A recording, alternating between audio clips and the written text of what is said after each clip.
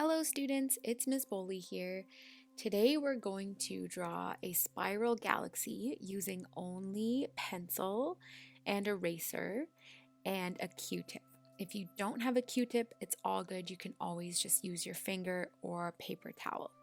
So what I'm doing right now is I am making a square or rectangle just to make my page a little bit smaller so that I don't have to draw a huge galaxy all over my whole page because that would take a really long time. So I'm using masking tape. It works better if you use like painting tape or washi tape, but I'm just going to use masking tape. This step is optional. You can just draw a square or rectangle if you like. Once you have a section of your paper separated off, you're going to start shading in the whole entire square, trying to get it to be a medium gray to dark gray. So all I'm doing is just a back and forth motion with my pencil, and eventually I kind of start to do a cross-hatching motion, switching it up, and I'm covering the entire square. So once I have the entire square covered, I can use my finger or a Q-tip. I'm trying to blend away those pencil marks. And so what I'm doing is I'm moving my Q-tip or my finger in kind of a back and forth and a circular motion. And then I'm going in for round 2, and I'm going to do a different direction than what most of the pencil strokes are. So I'm going to flip my page sideways. I'm going to go side to side. I'm just doing this to make my gray value a little bit darker, and also to get rid of some of those pencil lines because we don't want to have those in our finished drawing. So I'm going to do some more shading with the pencil and some more blending with the Q-tip.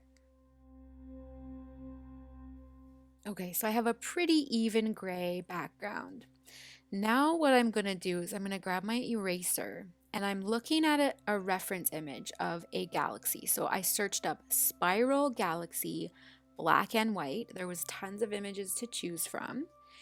And I noticed that it has sort of a lighter center on many of the pictures, and then sort of these spiral arms coming outward. And so what I'm doing is I'm erasing the light areas, and yeah, that's what I'm basically doing, and looking at a reference image to see where those lighter areas are.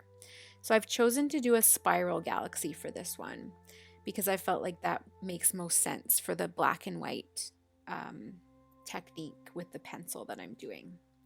So I strongly recommend to search up a reference image, or you can kind of look at my drawing and do something similar there. So I'm going to continue to erase the light areas. All done those light areas. So I will likely use my eraser again, but now what I have to do is I have to go in and looking at that reference image, figuring out where the super dark areas are. So wherever I'm seeing black on my reference image, I'm now going in with my pencil and I am trying to shade those dark areas in as dark as I possibly can with a pencil. So I can't create a black with my pencil. All I can do is dark gray, and that's fine. I will later try to use a pencil crayon because that can go a bit darker. And the main goal here is contrast. So I should be able to see like the light color of the paper and as dark as we can possibly go with a pencil, all in this one drawing.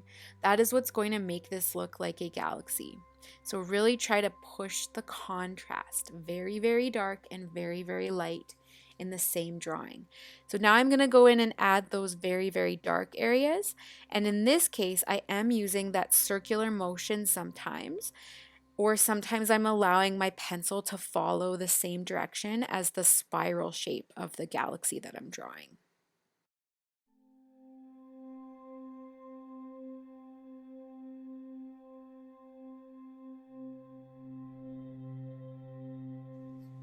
So now I've added most of the darker areas in with pencil, And so I'm going to take a Q-tip again and I'm going to do another blend. And then after I do that blend, I found that it made my light areas a little bit gray and I wanted them to be, a little whiter. So I took my eraser and I did another round of erasing. So this is my my final kind of round of adding some really, really dark darks using pencil crayon. So why I need to do this last is because we cannot erase pencil crayon. So we have to be really sure about where we're putting it. And I'm not going to go and put it everywhere. I'm only choosing those super, super dark areas that I'm able to see on the reference image. So those are mostly around the edges of the galaxy and a couple sections sort of within the spiral section, but not very much. I don't want to go too crazy with the dark black pencil crayon because I can't erase it. So that's that. Remember, as much contrast as you can possibly get. We want to have very, very dark and very, very light all in the same drawing. We can always blend with the Q-tip and we can always add more highlights with the eraser. That's it. I can't wait to see your galaxy drawing. Thanks for watching.